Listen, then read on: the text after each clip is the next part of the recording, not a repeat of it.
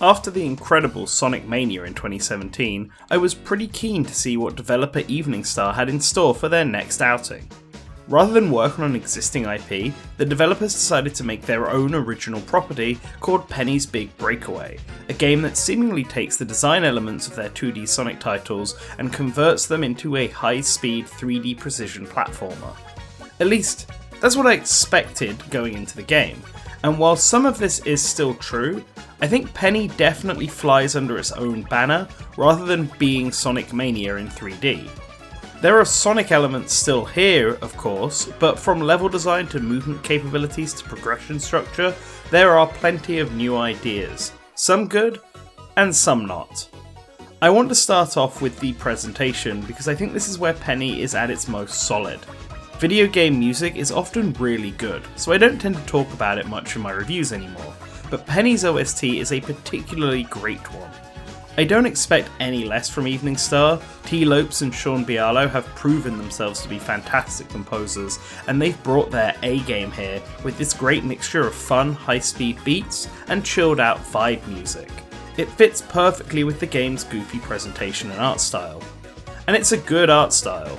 Penny's character design reminds me of classic platforming girls like Marina from Mischief Makers, and the yo-yo is a unique weapon for a platforming hero. Playing with the yo-yo also allows Penny to have some fun animations, both in gameplay and in the title's many 2D story cutscenes. The whole world has this toy-like feel to it, and that leads to the platforming sections feeling natural despite being designed for platforming action. Every level is very memorable thanks to its unique theming and colour palette choice, while also feeling like it's part of the same world.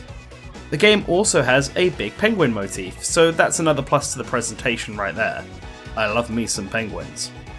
That being said, I do find it slightly odd that Penny doesn't make any sounds whatsoever. Every other character in this game at least grunts and has some kind of sound effect when they are meant to be talking, even if it's not an actual understandable language. But Penny is purely silent when it feels like she shouldn't be, and it always took me out of the scene somewhat. I think communicating through visuals is the right call for her, but that doesn't mean she can't make any sounds at all, even the sounds of her arms and legs moving.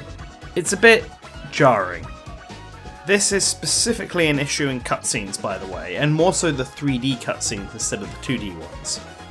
In actual gameplay, there's not enough time left to spend thinking about this, because the game demands you move fast to avoid being captured by penguins and to make it to the end goal in a good time. The player is ranked at the end of every level based on several factors, and time is clearly the most important one. There's even a time attack mode built in to push this factor home. But then, running counter to this idea are the collectibles.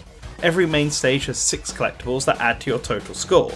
3 of these are medals hidden across the stage, usually at the end of some difficult or hard to reach platforming challenge, while the other 3 collectibles are based on clearing missions. These missions can range from simple destroy all the boxes or collect all the beach balls, to reaching a certain spot in the time limit and obtain a high enough score on the combo meter while in a specific area.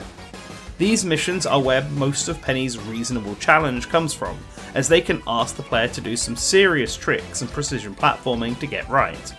And you only get one shot at doing the mission. If you fail, the only way to restart is to go back to the checkpoint, but doing that so much that you die will give you a point penalty that seriously affects the overall ranking for a level. It's harsh, if understandably so, given the scoring focus. It led to me disregarding the score system entirely on my first run through, so I could focus on getting all the collectibles instead, as you need them to unlock bonus challenge levels. Getting those mattered more to me, especially since the game often works against the player. Unfair deaths and resets can be common. And this is where I get into my main problem with Penny's Big Breakaway, the performance. For full transparency, I played this game on Nintendo Switch. I don't know if that affects anything at all, but I just want to make that clear when I talk about the technical problems in this game. There's one thing running into one-off bugs in a game several hours into the experience, but I ran into several issues in the first 30 minutes of Penny. Falling through solid walls and floors, ending up out of bounds, being stuck on small ledges and forced to manually restart to get out, Problems like this were too frequent throughout my playtime, and I think that is pretty unacceptable, especially for a precision-based platformer. I already had some issues with the general yo-yo mechanics in this game. Skipping water is a nightmare, and I think it's kinda nuts that it wants the player to go through these boost rings that might cause Penny to just lose her momentum instead and immediately die. I don't think this is intentional. Some sections require Penny to pull back on something, either to break it or fling yourself forward like it's a slingshot, but there was no real indicator that I was doing it right. In the slingshot's case, it just sometimes didn't work at all. And then there's too much being mapped to the yo-yo button. The player has to hold down to have Penny swing in mid-air or double tap to dash forward, and I just found myself often doing the wrong move on accident. Again, another thing that tends to lead to a frustrating death. Some of this can definitely be chalked up to me as a player, but other times it is definitely the game's physics just being funky, and it's never really clear.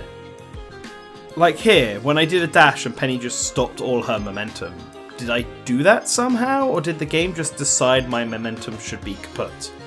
This kind of gameplay is frustrating no matter where it is, but again, Penny really wants the player to master it, to hone their abilities, pull off some insanely good platforming tricks, build up that combo and get a high score. But I really can't feel motivated to do so when there's a chance that the game itself will break somewhere in the run and cause me to lose everything. It's one thing if it's my fault, but that often isn't the case here.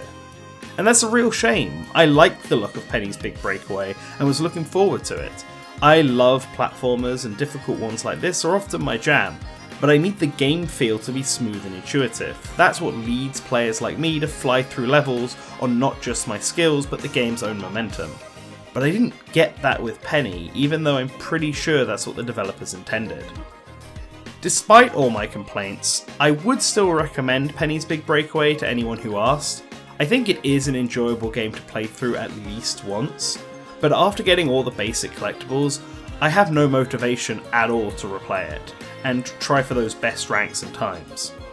If you're someone who enjoys collectathons and you're willing to look past a few bugs and glitches, then I think that this is a good game for you.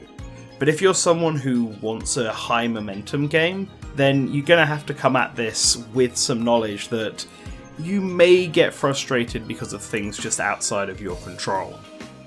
Anyway, while I do look forward to seeing more from Evening Star and Penny in the future, for now, this first entry is good, just not quite the showstopper I was hoping it would be. Thank you Private Division for sending us a copy of this game to review, I hope it does them well. On screen right now are all of our patrons, the $5 plus tier should be scrolling on by. Let me know if you've played Penny or if you're interested in Penny and what this review sort of made you think about the game. I'm slightly worried I came off quite a lot more negative than maybe I intended to. It's just that I had a lot more to say about the issues I had with this game rather than the parts that I enjoyed, which I just sort of found very fun. But I'd be interested in your opinion, and you can give that by putting a comment down below. And if you really like what we do here, remember to hit that like button, remember to watch another video after this one, and remember to subscribe so that you'll always know to return to the source.